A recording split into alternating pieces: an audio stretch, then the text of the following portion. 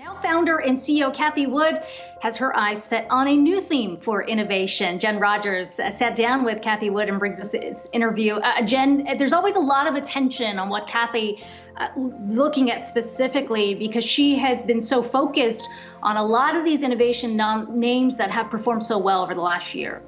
That's right, and as you said, she's done incredibly well. Her portfolio of thematic active ETFs raking in some $30 billion in inflows last year, $8 billion in January, returns above 100%.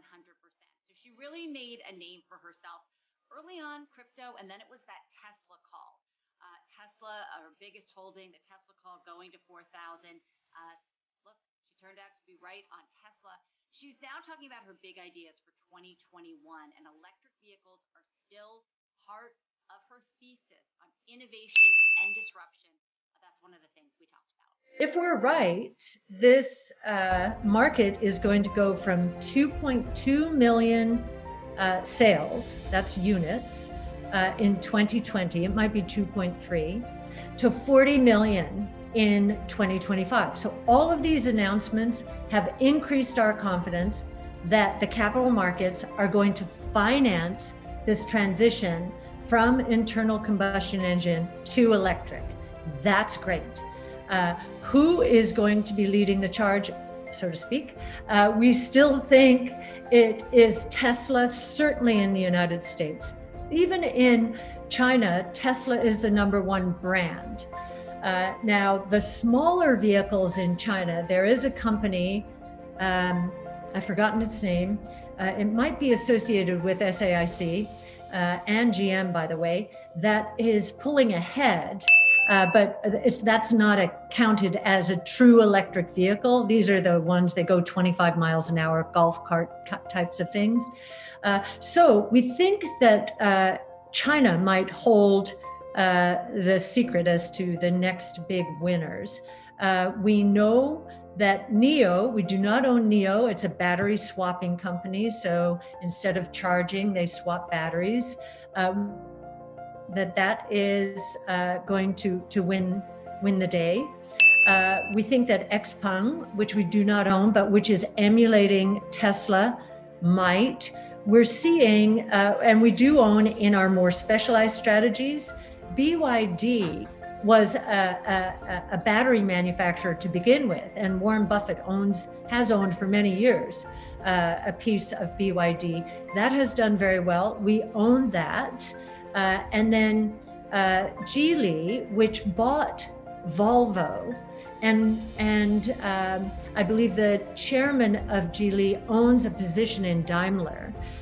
It is also doing a lot of interesting things in terms of partnering with various companies, including Baidu. So if I had to give you which of the Chinese names we have the highest conviction in, it's probably Baidu. And that had been a hard sell for me because their search business was falling apart. And it did seem to me, with more than 150 or 200 electric vehicle manufacturers, many being government subsidized, that there would be a bloodbath. And Baidu's, the government has deemed it the autonomous platform for China.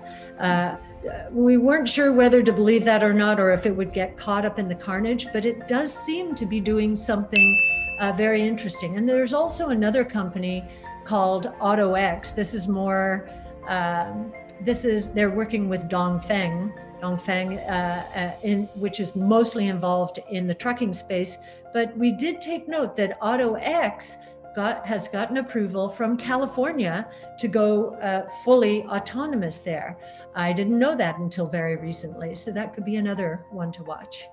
So big ideas 2021. First of all, I just want to remind people that all your research is on your website, along with all your trades. I mean, everything is there, people, so you can go and click and read the whole thing. We're going to go through a couple more of the big ideas, though, and I want to talk about crypto. We've got number 6 and 7, Bitcoin's fundamentals and Bitcoin preparing for institutions. So, you know, you've got a lot of fans in the crypto space. They want to know what you think here. And of course, Bitcoin, some people think look, it's already hit its highs for 2021, the high water mark of above 40,000. What's Ark's thinking here? We do not agree with that.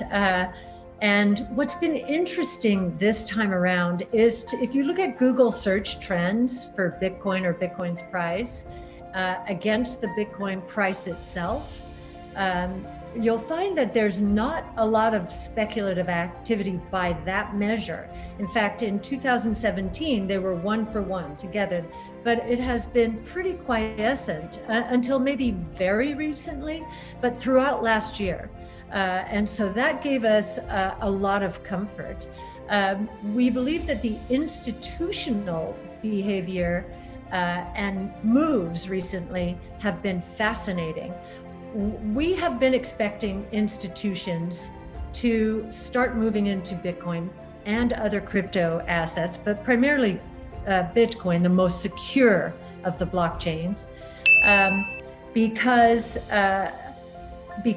if you look at the correlation of Bitcoin's performance relative to any other asset class, it has the lowest correlation, meaning if you buy some Bitcoin, you will further diversify your portfolio and increase your returns with lower risk, right? So that's why institutions look for that low correlation. Bitcoin has it. And so that's clear. We have 10 years of history now. But what surprised me and us generally was to watch MicroStrategy, which has put all the cash on its balance sheet into Bitcoin, and even did another equity offering so it could put more cash on its balance sheet. And I think that's a little crazy, because I think the regulators will have something to say about this in terms of what is this? Is this company the MicroStrategy technology company, or is it like an ETF? So we don't know about that. But then you saw Square put 1% of all of its assets in Bitcoin. And I think you're going to see more of that. We didn't expect that. What we did expect was, because of the low correlation of returns, institutional investors to move in. The most surprising one to me thus far has been MassMutual. It put $100 million into its general account. Now, its general account is enormous. So $100 million is something like 0.001. But what that move told us is, MassMutual is very conservative and very highly regulated. And so it had to jump through many more regulatory hurdles than I thought would have been possible by now. So I think that is a seal of approval. And then, of course, you have the institutional infrastructure moving into place, whether it's with custody, and everyone knows a lot about Fidelity being out there in terms of wanting to custody Bitcoin in particular.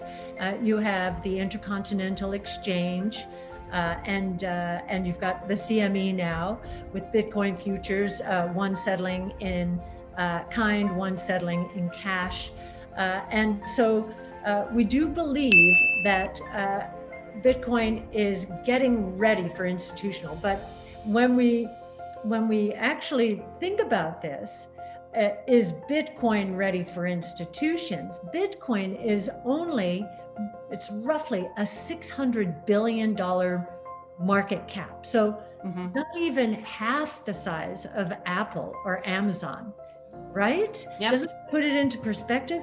And yet it is a very big idea. I think a much bigger idea than Apple or Amazon. It's the first truly global digital currency out there. And it is completely decentralized. There's no throat to choke. So unlike with Libra, you had Europe and the US and many countries saying, we'll never allow this. That's because there was one throat to choke.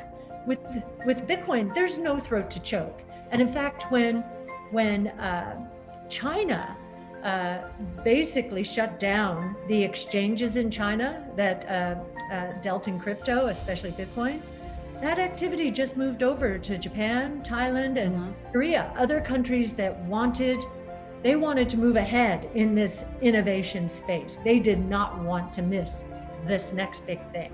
So they have 15 big ideas for 2021. Aside from the two we just talked about, there is some healthcare plays in here, digital wallets, and also orbital aerospace and delivery drones. So you can read all of the research because Akiko, they give it all away. You can see all her trades and what she's moving into and out of, but it is interesting to get her take a little bit deeper on some of these big calls, and especially on Bitcoin. She says we haven't seen the high watermark for 2021. Yeah, I mean, not just interesting to hear her takes, but they've actually performed quite well. So as